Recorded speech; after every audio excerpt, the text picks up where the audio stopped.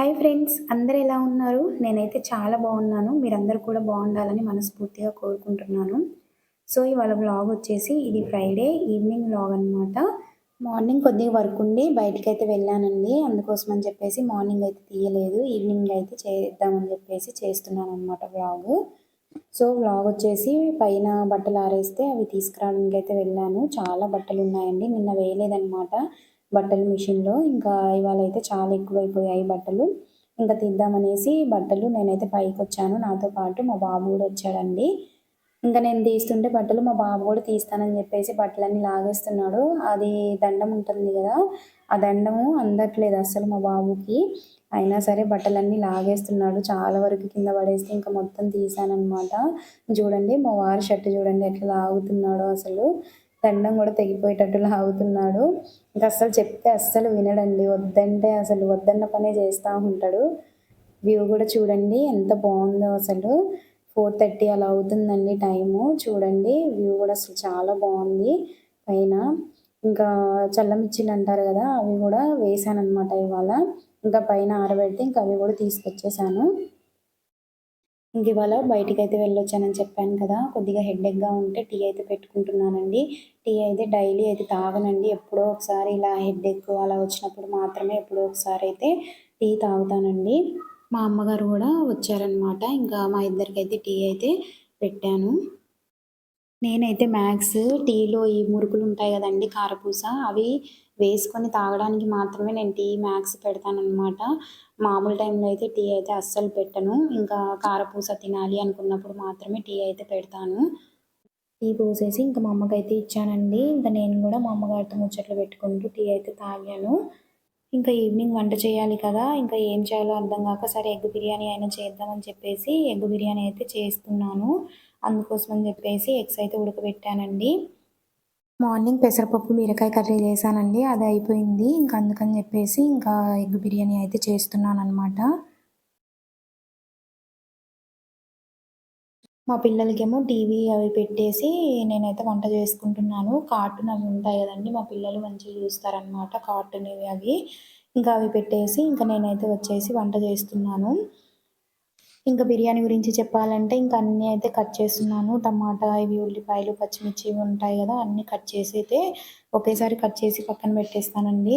ఎందుకంటే వంట చేసేటప్పుడు మళ్ళీ మళ్ళీ కట్ చేయకుండా ఇంకా ఒకేసారి మొత్తం అయితే అవసరమైనయి అన్నేసి ఒకేసారి కట్ చేసి అయితే పక్కకు పెట్టేస్తాను.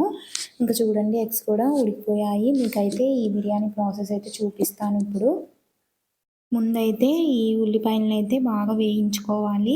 ఎందుకంటే మనం గార్నిష్ చేస్తాం కదా! దమ్మిచ్చేటప్పుడు. అందుకోసమని చెప్పేసి ముందు ఆయిల్ వేసుకొని ఆయిల్ హీట్ అయ్యాక దాంట్లో ఉల్లిపాయలను మాత్రం దోరగా వేయించుకోవాలి. అంటే గోల్డెన్ కలర్‌లో వచ్చే వరకు మాత్రమే వేయించాలి. మరీ నల్లగా అలా మార్చకూడదనమాట. బిర్యానీ అంటే కొద్దిగా టైం ఎక్కువే పడుతుంది గదా!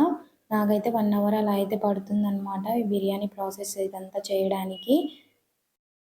నేను వంట చేస్తుంటే మా బాబు మధ్య మధ్యలో వచ్చేసి ఎత్తుకోమనైతే బాగా గోల చేస్తుంటే సరే అని చెప్పేసి ఎత్తుకున్నాను. ఇంకా బాబుని మా అమ్మగారి దగ్గరైతే ఇచ్చేసాననమాట.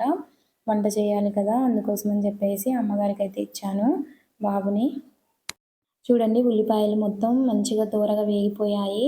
ఈ విధంగా వేగితే సరిపోతుంది. మరీ నల్లగా అయితే మారిస్తే ఇంకా టేస్ట్ అనేది బాగోదండి.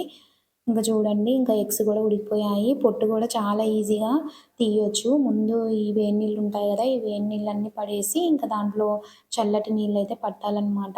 చల్ల నీళ్ళల్లో వేసి చూడండి నేను చేసే విధంగా అలా చేస్తే పొట్టు అనేది తొందరగా వచ్చేస్తుంది.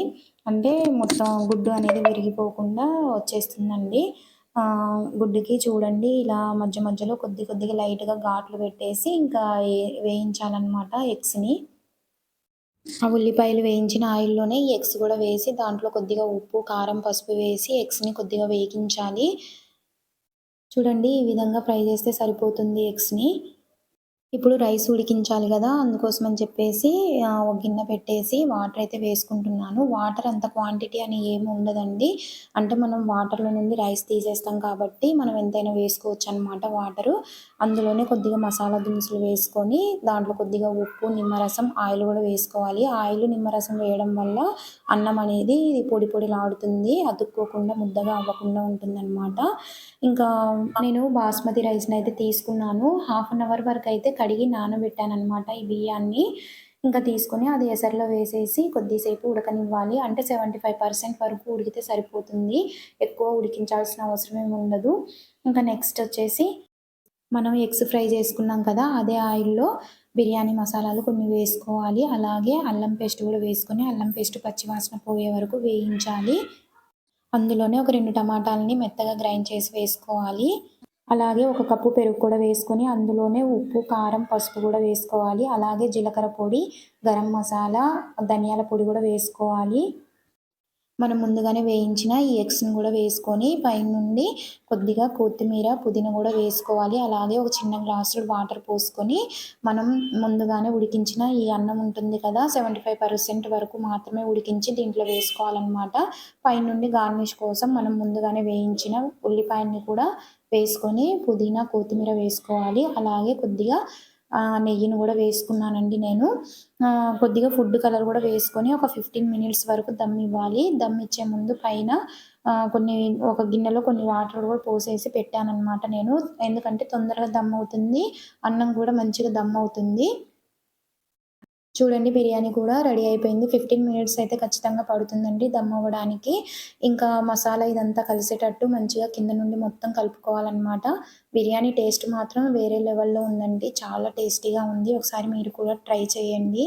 ఇదండి ఇవాల్టి వ్లాగు. నా వీడియో మీకు నచ్చినట్టయితే ఖచ్చితంగా లైక్ చేయండి, షేర్ చేయండి, కామెంట్ సెక్షన్‌లో కామెంట్ చేయండి వీడియో ఎలా ఉందో. కొత్త వాళ్ళు మన ఛానల్‌ని చూస్తున్నట్లయితే సబ్స్క్రైబ్ చేసుకొని ఎంకరేజ్ చేయండి. Thank you for watching.